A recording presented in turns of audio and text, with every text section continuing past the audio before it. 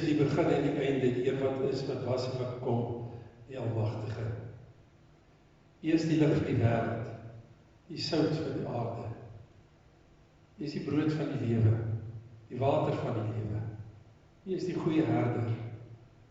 Ons buig voor U, ons aanbid U as die seun van die mens, die seun van God, ons Here, ons Verlosser, wat gekom het en weer gaan kom. Amen. Mag daar vir U genade en vrede en oorvloed wees in die kennis van U God en Vader, wat vir U sorg, en Jesus Christus, U Verlosser, en die Heilige Gees, die trooster wat by U bly, en die leer, alles wat die Here vir U wil leer, en sal verseker dat U God se kind bly, tot op die dag van die wederkoms van Jesus. Ons bid saam.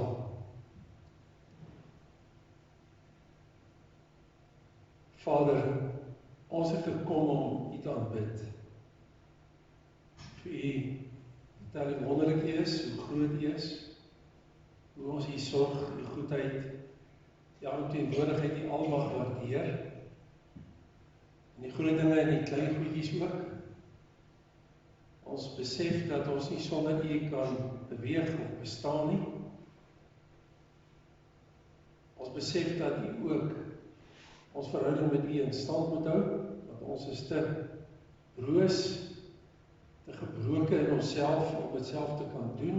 Ons het nie die geesteskrag daarvoor nie, soos ons die liggaamlike krag het, as U dit nie gee, as ons kan eet en drink nie. Ons kan ook nie geestelik lewe as die woord nie vir ons die lewe telkens nader bring. En ons het in ons gedagtes kan omdraai, en nuwe en ou dinge raak sien. Dankie dat die woord soos 'n skat is, wat 'n mens herontdek, elke keer as mens dit lees, en daaroor bly kan wees. Ons gaan die woord lees, mag die boodskap van vanoggend vir ons help om hier die dag na Kersfees terug te kyk en vorentoe te kyk en te weet wat die pad is waarop U ons wil neem. In die Here Jesus Christus ons Here se naam, amen. Ons lees vanoggend uit Matteus 2 vers 9 tot 18. Matteus 2 vanaf vers 9 tot 18.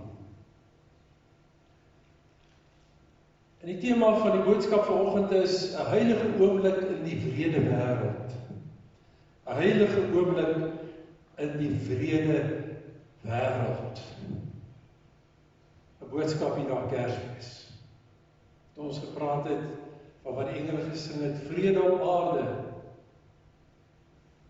vir die mense wie God te welbehaag het. Ons het so behoefte aan vrede, rustigheid, kalmte, hoop, 'n toekoms. Maar ek dink hier is iets anders wat die woord van die Here vir ons oor hierdie hele ding van vrede en ons verwagting van die wêreld wil leer. Die tema is 'n oomblik, 'n heilige oomblik. Miskien moet ek ook praat van heilige oomblikke in die wrede wêreld.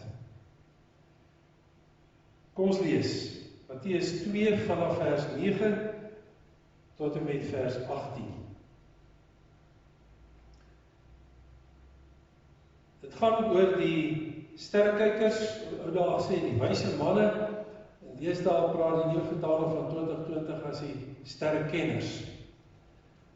Goed, vers 9, Matteus 2, nadat hulle hierdie sterrekenners of wyses, nadat hulle die koning aangehoor het hulle vertrek en kyk die ster wat hulle sien opkom het hulle gelei totdat dit gaan staan het by die plek waar die kindjie was. Toe hulle die ster sien, was hulle baie bly. Hulle het in die huis ingegaan, net so kant van tekening hier, hulle het in die huis ingegaan, dit beteken waarskynlik dat die Here Jesus, die Maria nie meer daar, iewers nader aan die plek, in die herberg was nie, geboorte moes gee tussen die diere en die babatjie Jesus in 'n krib moes neerlê nie. Waarskynlik nou in 'n huis iewers, dalk saam met familie lees ek in my voorbereiding, ons is nie seker waar hierdie huis was nie. Goed, ek lees vers 11 weer.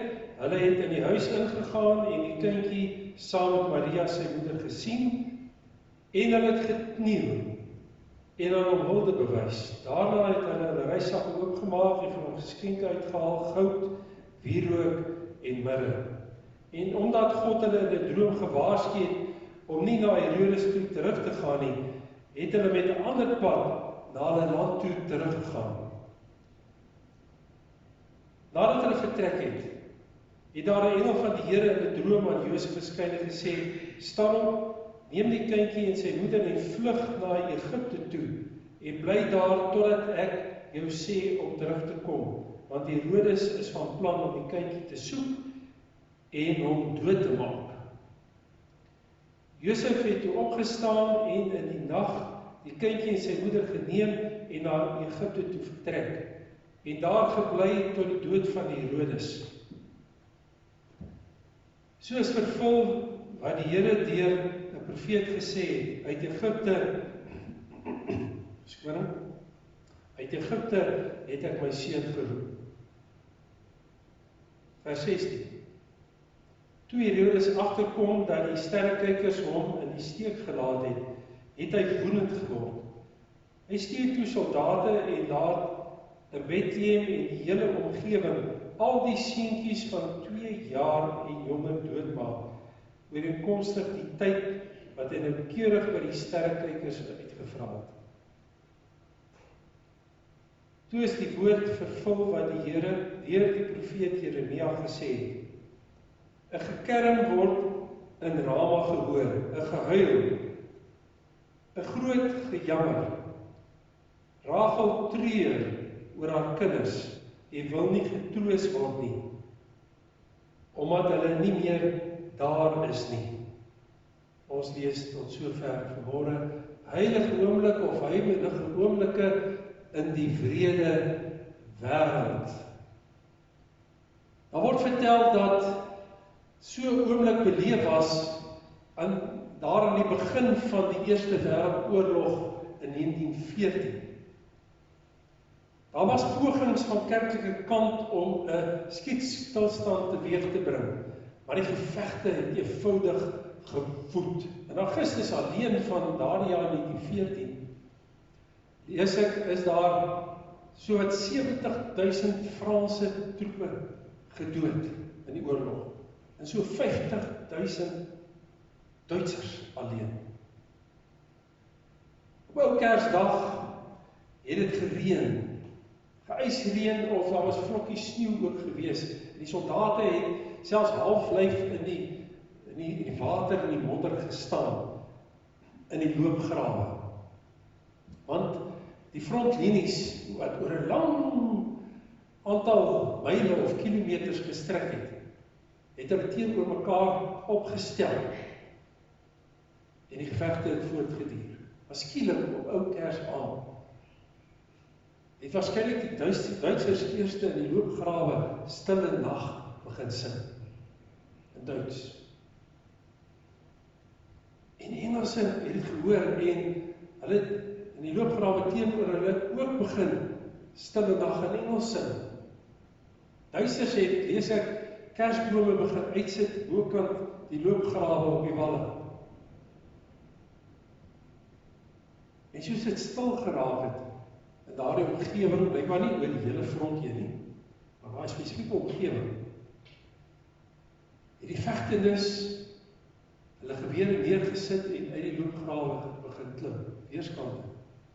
Hulle het na mekaar toe later begin stap.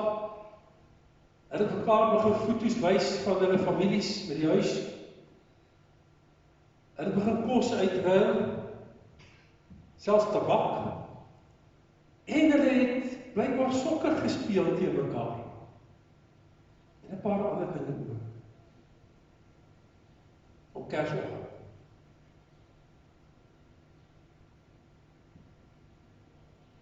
Maar dit was vir korte duur. naas die gevegte wat elders voortgewoed het, het dit ook maar weer daar pos gevat en het op mekaar geskiet. 'n heilige oomblik in die wrede wêreld.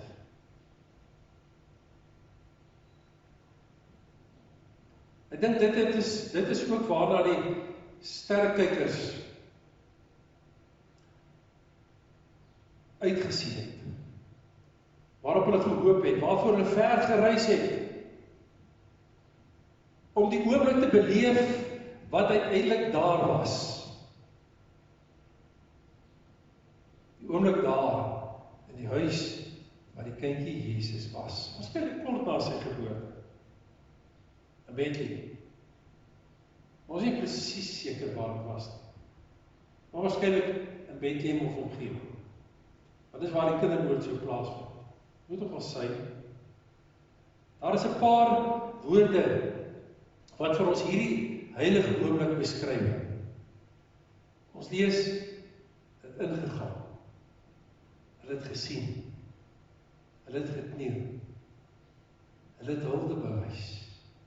Daardie hulde bewys kan aan 'n koning, soos hulle gesien het, die Messias, die koning van die Jode, waarskynlik, of selfs aan die goddelike verteenwoordiger bewys. Hulde bewys. Toe het hulle geskenke uitgehaal. Goud, wierook, die koning. 'n heilige oomblik wat in vervulling gegaan het. Wat hulle uiteindelik beleef het. Maar 'n oomblik. Maar net daarna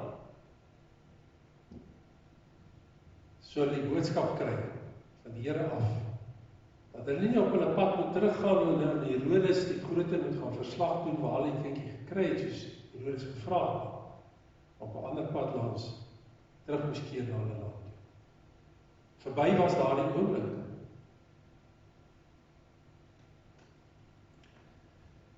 In Lukas 2 vers 19 lees ons in die ander geboorteverhaal, Matteus gee dit en Lukas gee dit op sy manier, lees ons dat Maria na die herder se besoek, self daaroor nagedink het oor wat in hierdie oomblik gebeur het. En sy het dit onthou. Daardie oomblik was in die hart van Maria teenwoordig. Daar, nadat die oomblik verby was. En dit sê vir my iets van wat 'n mens soms op Kersdag kan beleef. 'n heilige oomblik van vrede, geluk, samesyn met geliefdes, dalk 'n heerlike ete. En dan begin die gewone lewe weer. Die gewone, wrede wêreld. Toe volg die vlug na Egipte toe. Josef het 'n droom gekry. 'n volgende heilige oomblik. Weer 'n oomblik. Dit was nie die eerste wat Josef beleef het nie. Voor hy met Maria getrou het, het daar ook 'n engel aan Josef verskyn en gesê dat hy nie bang wees om Maria te trou nie. Want die kindjie wat sy verwag kom van die Heilige Gees. Dit was ook 'n heilige oomblik. Soos eintlik al die derde heilige oomblik wat Josef beleef. In 'n droom. En hy word gesê, neem jou vrou en die kindjie en vlug na Egipte toe. Want Herodes wil hom doodmaak. Verby is daardie oomblik. En in die nag, die oomblik is verby, in die nag slaat hulle op vlug Egipte toe. Maar die wonderbaarlike hiervan, die gevolg hiervan is, dat Matteus 10 vers 14 'n vervulling gaan al vroeër.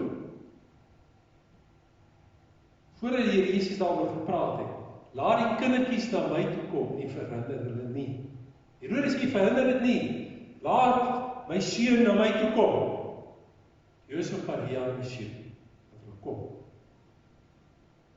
In Matteus 11 vers 28 tot 30 gaan ook in vervulling al voordat Jesus het gesê, laat die wat vermoeid en belas is na my toe kom. Jesus mos so uitgenooi. Kom na my toe, almal wat vermoeid en belas is, oorlaai is. Ek sal vir julle rus gee. Kom na my toe en leer van my en julle sal rus kry vir julle gemoed. Die heilige oomblik het soos in die eerste geval 'n dierende effek. Maria het dit gehad, daardie heilige tipe oomblikke. Daardie gevoel van die God neem my in bewaring in sy sorg te midde in die wrede wêreld, die word voortgedra vorentoe. Dit bly nie net daar in daardie oomblik nie.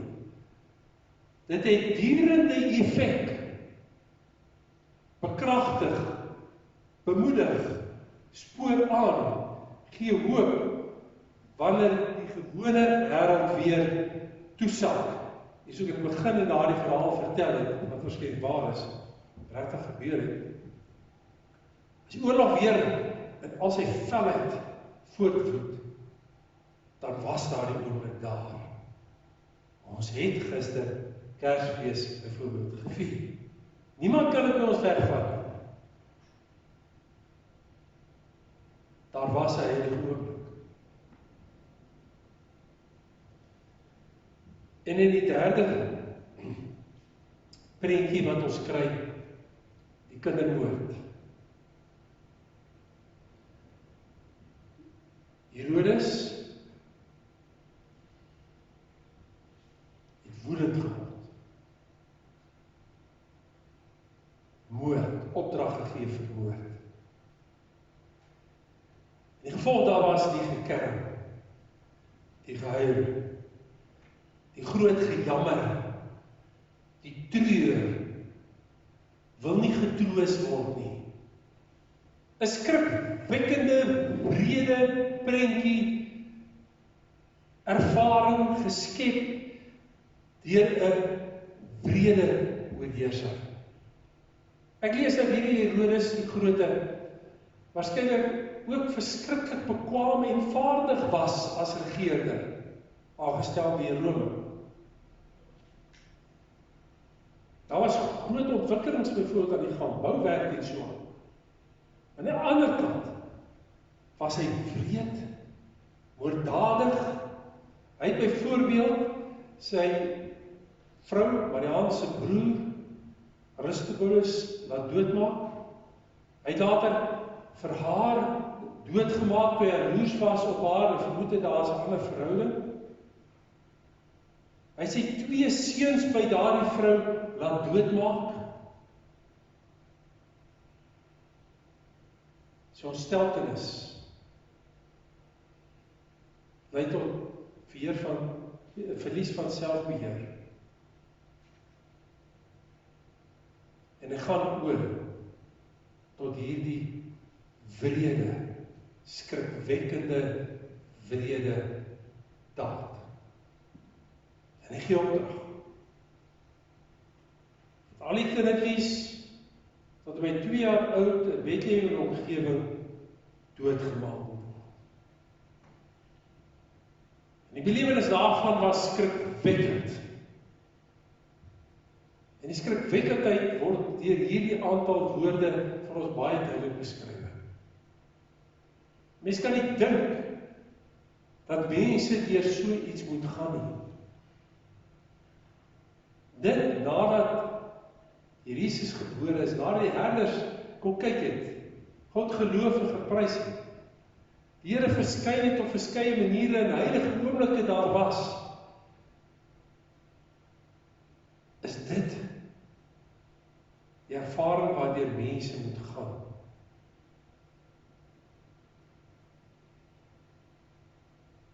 Dit is swaar om na die nuus van die dag te luister, televisie na te kyk.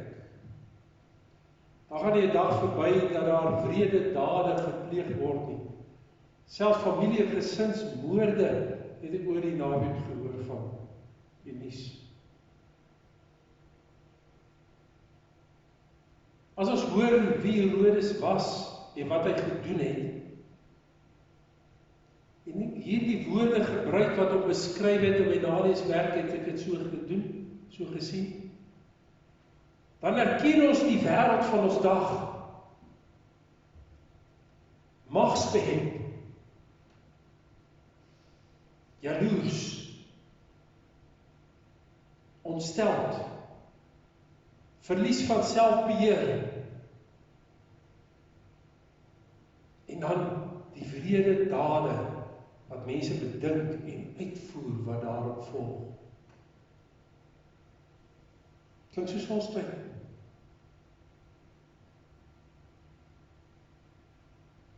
En die belewenis van hierdie wêreld is wat 'n paar honderd jaar tevore met die ballingskap gebeur het. Toe Jesaja 11 ons vertel het van die Jeremia 31 verskoon, Jeremia 31 vertel het van die groot gehuil, gekerm, jammer in Rama, in die grensgebied tussen Noord en Suid-Israel, was daar hierdie plek, en ek lees dat dit die versamelpunt was, waar die ballinge geneem was deur die heersende magte, Assirië en so, en die ballinge weggevoer was na 'n vreemde wêreld, om daar oorheers te word. Sodat die leiers weg was, en die oorheersing van die plaaslike bevolking 'n bietjie makliker sou wees. Mans, seuns, kinders, weggeruk het hulle huise en familie, omgewing, na 'n vreemde wêreld. Wat 'n skrikwekkende ervaring was dit nie. Daar is eintlik nie woorde om te beskryf hoe wreed die wêreld kan wees, skoon en is nie.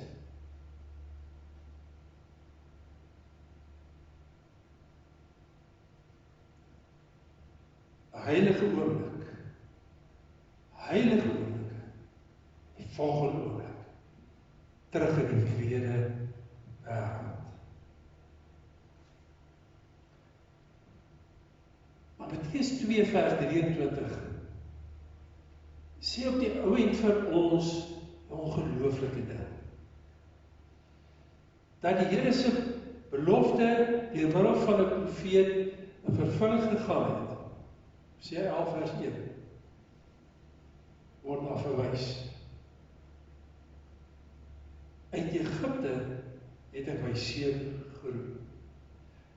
Dit kyk terug na die verlossing uit Egipte, toe God in sy almag die slawerny volk, sy volk Israel verlos het uit Egipte deur woestynreis, waar hy van Moses en later Josua ingeneem het in die beloofde land.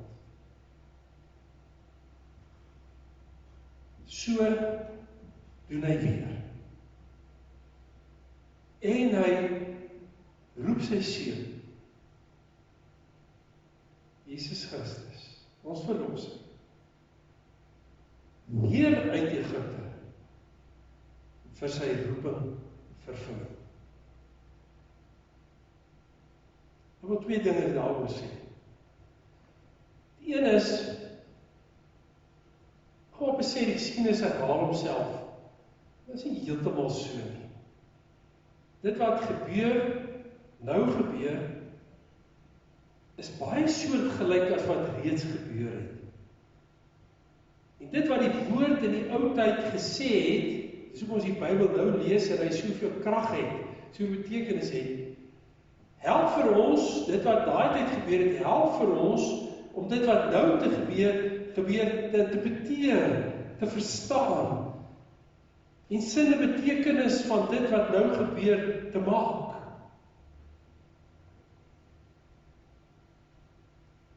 En dan volg roepingsvervulling. En dis vir my 'n sterk woord wat ek gebruik. om saam te vat dit wat eintlik gesê word. Maar dit mag maar 'n appel op ons. Dit roep ons op om in die wrede wêreld God se taak, sy roeping op ons lewe ten uitvoer te bring. Dit sou die Here Jesus Christus in die fynste besonderhede kom uitwerk het in gehoorsaamheid aan God, tot en met die dood aan die kruis en sy begrafenis. Die einde van sy pad van vernedering. Want teologies gesproke praat ons mos van die Here Jesus Christus se vernedering wat begin het met sy geboorte. Nie eers met die vlug na Egipte toe. Nie eers die verblyf in Egipte self nie. Maar sy geboorte neerlê in 'n krib, aan die plek in 'n herberg was.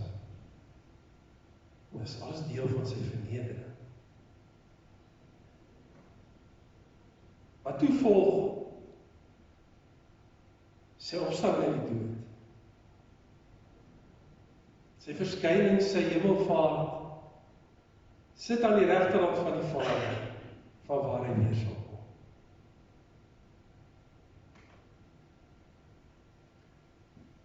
Daar begin, in Lukas 2, het Maria en Josef 'n besondere belewenis gehad, toe hulle tempel toe gegaan het, om die gebruikelike besnydenis te laat plaasvind, en so aan die wet van Moses na te kom. Was daar 'n persoon Simon, wat daartoe gekom het, en 'n profesie uitgespreek het oor die baba seun. Hy het vir Maria gesê, hierdie seun is bestem vir 'n val en 'n opstaan vir baie. En sal die gesindheid van baie na vore bring. En dit sal wees asof 'n swaard deur jou siel gaan. Lukas 2.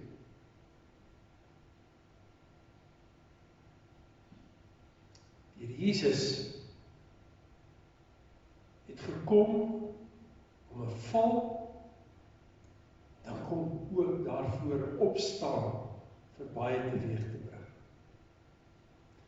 'n Val om ook die gesindheid van mense na vore te bring, of dit goed is en of dit sleg is.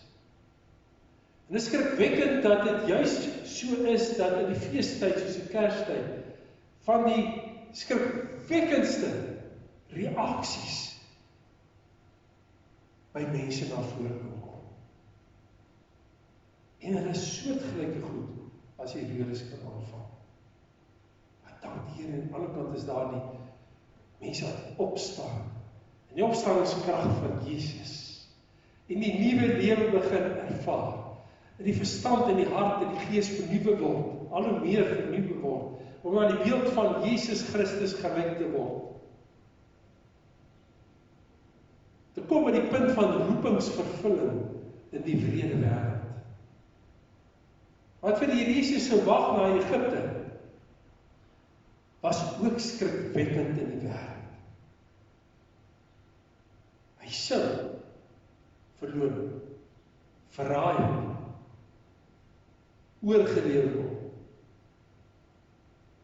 geestelik gekruisig. Dit is die wêreld waarin ek en jy, na die voorbeeld van Jesus, kind van God moet wees. Om toegerus en bekwaam te wees daarvoor, vereis dat ons 'n duidelike verstaan van ons roeping as God se kinders sal hê. En ek moet eerlik wees, wat vir my help, op hierdie pad van roepingsvervulling, is daar 'n belewenis van heilige oomblikke, van God se genadige teenwoordigheid, sy inspraak, sy hulpverlening, sy ingryping, sy bewaring, sy opdragte, wat my uitgehelp het, opgetel het, moed laat skep het, en beweging gebring het in die regte rigting. Ek weet, dat julle myself elkeen al baie sulke heilige oomblikke beleef het, soortgelyk as die wat Josef en Maria en die kindjie moes gehad het. Koester dit, soos Maria dit gekoester het. Dink daaroor na, moet dit nie vergeet nie, want is deel van jou en my toerusting, om die pad van roepingsvervulling aan te pak. Amen. Kom ons laat ons dankie sê in die bedenkingsgebed.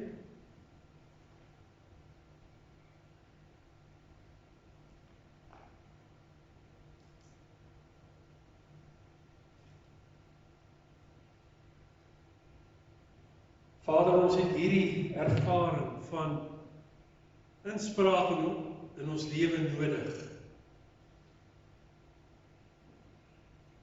Die hulp, die rigting wat U gee, die genade wat U uitstort,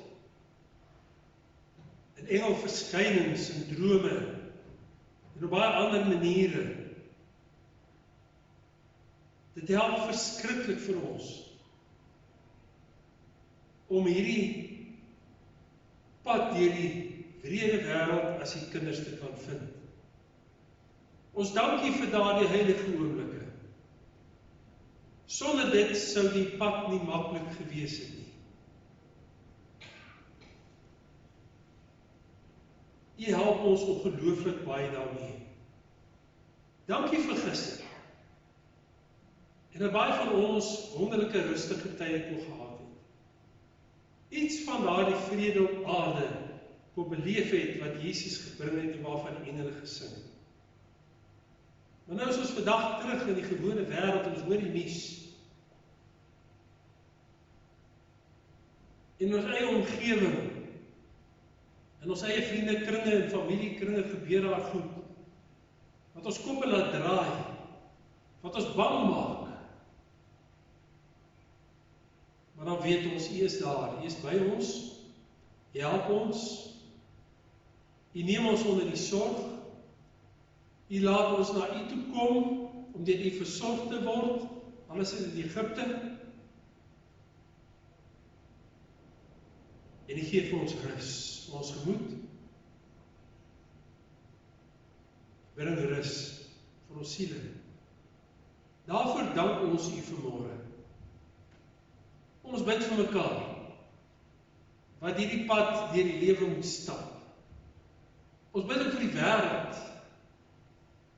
Ons bid vir die Herodese van hierdie wêreld.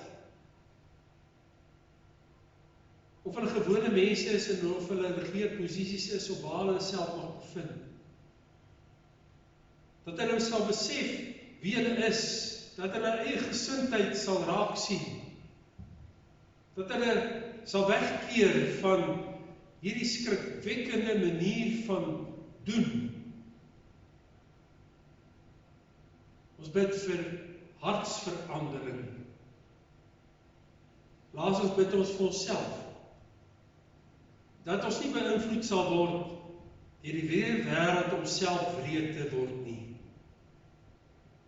Here, ons wil bely dat die antwoord lê nie in die voorbeeld van die wêreld nie, maar in die voorbeeld van Maria en Josef en die seun. Ons Here, ons verlosser, ons leidsman,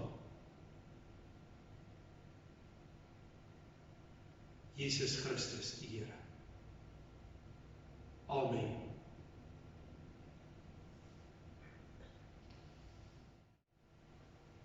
Die genade van ons Here Jesus Christus, die liefde van God ons Vader, en die gemeenskap van die Heilige Gees, sal met elkeen van u wees en bly. Amen.